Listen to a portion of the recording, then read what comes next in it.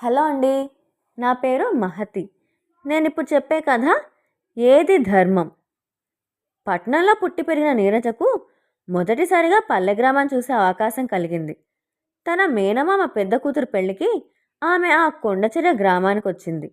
ఆమె తండ్రి నీలకంఠం పట్నంలో పెద్ద వజ్రాల వ్యాపారి.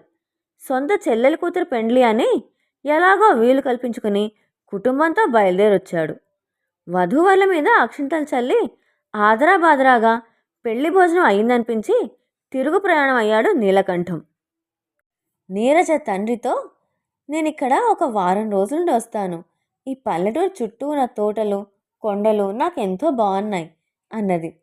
నీలకంఠం ఆ మాటలకు ఏదో అభ్యంతరం చెప్పబోతుంటే ఆయన రెండో మేనకోడలు కమల కల్పించుకుని, అవును మావయ్య, నీరజకు ఈ చుట్టుపక్కల చూడవలసిన అన్నీ చూపించి నేనే స్వయంగా తీసుకొచ్చి మీ ఇంట దిగబెడతాను, సరేనా అన్నది.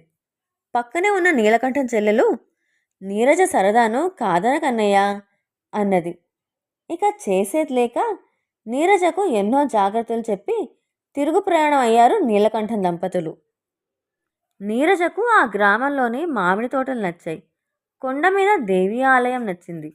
మేనమామ కూతుళ్ళు పెంచుకున్న గులాబీ తోట నచ్చింది. ముఖ్యంగా ఆ గులాబీ తోటకు దాపులనే ఉన్న కొండలపై నుంచి కనిపించే సూర్యోదయ దృశ్యం ఆమెను ఎంతగానో ఆకర్షించింది. ఆ దృశ్యం చూడ్డానికి ఆమె చీకటితోనే స్నానం చేసి కమలతో కలిసి గులాబీ తోటలోకి వెళ్ళేది. ఆ రోజు ఒంట్లో నలతగా ఉండటంతో నీరజ వెంట కమల రాలేదు. నీరజ ఒంటరిగా పూల తోటలోకొచ్చి సూర్యోదయ దృశ్యం చూసి ఇంటికేసి పోబోతున్నంతలో ఆమెకు ఒకచోట అరచేయంత ఉన్న తెల్ల గులాబీ పువ్వు కనిపించింది. ఆమె దాన్ని కోసేందుకు కొమ్మను వంచే సమయంలో పాదం మీద చురుక్కున ఏదో ముళ్ళు గుచ్చుకున్నట్టు అయింది. ఆమె అబ్బా అంటూ కొమ్మలు వదిలి పాదం కేసి చూసుకున్నది.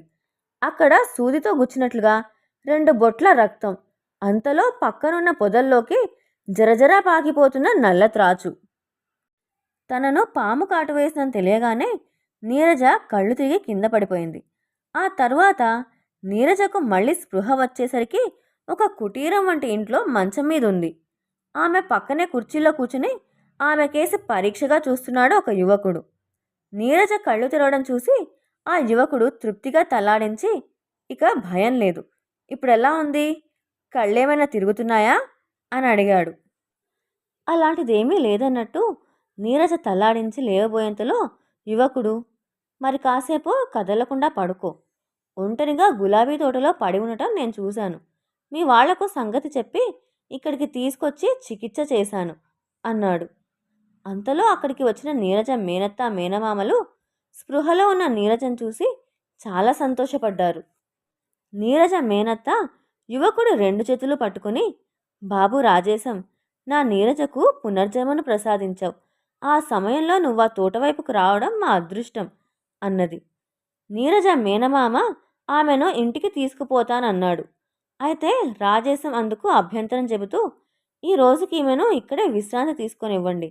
నేనిచ్చిన మందు పూర్తిగా పనిచేసిందో లేదో చూడవలసిన అవసరం ఉంది కదా అన్నాడు. మర్నాడు నీరజ పూర్తిగా కోలుకుని ఇంటికి వెళ్ళాక ఆమె మేనత్త రాజేశం గురించి వివరంగా చెప్పింది.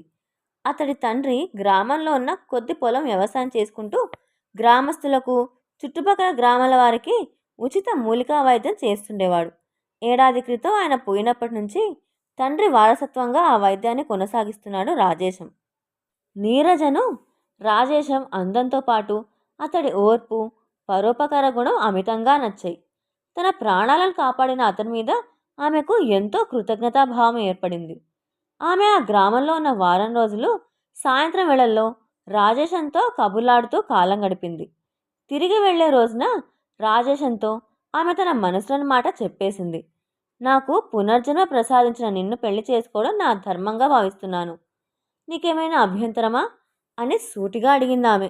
రాజేశం కొంచెంసేపు ఆలోచిస్తూ ఊరుకుని, మీ కుటుంబం గురించి విన్నాను. మీ అంతస్తు ఎక్కడా, నా అంతస్తు ఎక్కడా అన్నాడు. ఆ జవాబుకు నీరజ తెల్లబోయి అంతలోనే తేరుకుని, ఇక్కడ అంతస్తుల ప్రసక్తి లేదు. నేను నిన్ను మనస్ఫూర్తిగా ఇష్టపడుతున్నాను.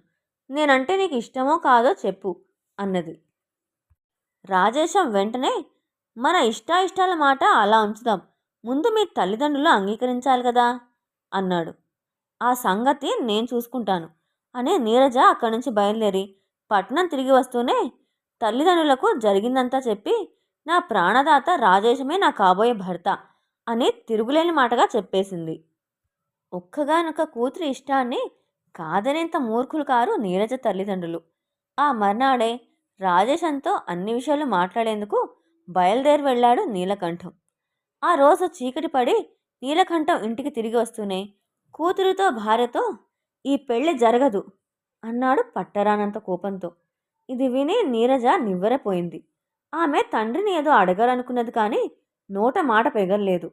భార్య అడిగిన మీదట నీలకంఠం పెళ్లి జరిగాక అతను పట్నం వచ్చి నా వ్యాపారం చూసుకోడట. తండ్రి నుంచి వారసత్వంగా వచ్చిన వైద్య వృత్తిని గ్రామంలో ఉండి కొనసాగించడం తన ధర్మం అంటున్నాడు. ఈ ఇంటికి అల్లుడైనా కొడుకైనా నీరజ భర్తే. అటువంటప్పుడు ఈ ఇంటి అల్లుడుగా నా వ్యాపారం నడపవలసిన ధర్మం అతడికి లేదా? ఎంత నచ్చజెప్పి చూసినా అతను ససేమిరా నా మాట వినలేదు అని చెప్పాడు. నీరజకు తండ్రి మాటల్లో దోషమేమీ కనిపించలేదు. ఈ విషయంలో రాజేశాన్ని నిలదీయాలని మర్నాడు ఉదయం ఆమె మేనమామ గ్రామానికి బయలుదేరి సరాసరి రాజేశ ఇంటికి వెళ్ళింది. అప్పటికి మిట్ట మధ్యాహ్నం అయింది. ఆ సమయంలో భోజనం ముగించి చేతులు కడుక్కుంటున్న రాజేశం ఆమెను చూసి మంచి ఎండన పడొచ్చు, అలా కూర్చో, క్షణంలో వంట చేస్తాను అన్నాడు. అయితే నీరజ వచ్చే కోపాన్ని ఆపుకుంటూ ముందు మా మేనమామ వాళ్ళ ఇంటికి వెళ్ళి కడుపుబ్బా తిని ఇటు వచ్చాను, అవసరంగా నీతో మాట్లాడాలి అన్నది.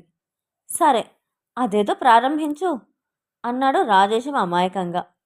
వెంటనే నీరజ ధర్మం గురించి చాలా మాట్లాడి మా నాన్నను పంపేశావట.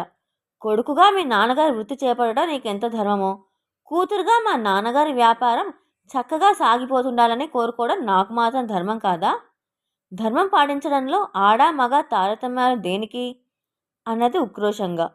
రాజేశం ఆమె మాటలు విని చిన్నగా నవ్వుతూ పక్కన బల్ల మీద పళ్ళెంలో ఉన్న మామిడి ముక్కలను ఆమెకు చూపుతూ ముందు తీయటి ఈ మామిడి పండు ముక్కలు తిని కోపం తగ్గించుకో అన్నాడు. చెప్పానుగా, ఇంతకుముందే తృప్తిగా భోజనం చేశానని. ముందు నా ప్రశ్నకు సమాధానం కావాలి అన్నది నీరజ పంతంగా.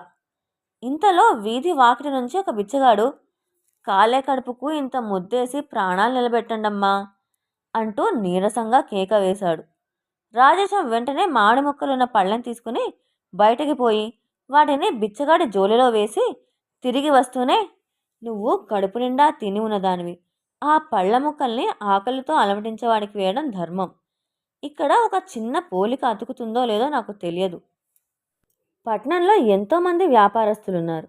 మీ నాన్నగారి వ్యాపారం మూతపడితే ఎవరికీ నష్టం లేదు. ఈ పల్లె ప్రజలకు నేను ఉచిత వైద్యం మానేస్తే గ్రామానికే నష్టం. మరెవరూ ఆదాయం లేని వైద్యం చేయడానికి ఈ మారుమూల పల్లెకు రారు. స్వప్రయోజనం కోసం కాకుండా 10 మందికి మేలు చేసేదాన్ని ఆచరించడమే అసలైన ధర్మం. ఇందులో ఆడా మగ తేడా అన్న ప్రశ్నే లేదు అన్నాడు. ఆ మాటలతో నీరజకు ఏదో ఒక జీవిత సత్యం అవగతమైనట్టు తోచింది. ఆమె ఇంటి నుంచి బయటకు వెళ్ళబోతున్నట్టుగా లేచి నిలబడింది. ఏమిటి, మాటా పలుకు లేకుండా వెళ్ళిపోతున్నావా అని అడిగాడు రాజేశం ఆశ్చర్యపోతూ. మీ ధర్మోపదేశం విన్నాక ఇంకా నువ్వు మా నాన్నతో చెప్పిన దాని గురించి తర్కించడం మూర్ఖత్వం. ఏమైనా ఆడపెళ్లి వాళ్ళం కదా, ఎన్ని పనులుంటాయి మాకు అన్నది నీరజ సిగ్గుతో తల వంచుకుంటూ.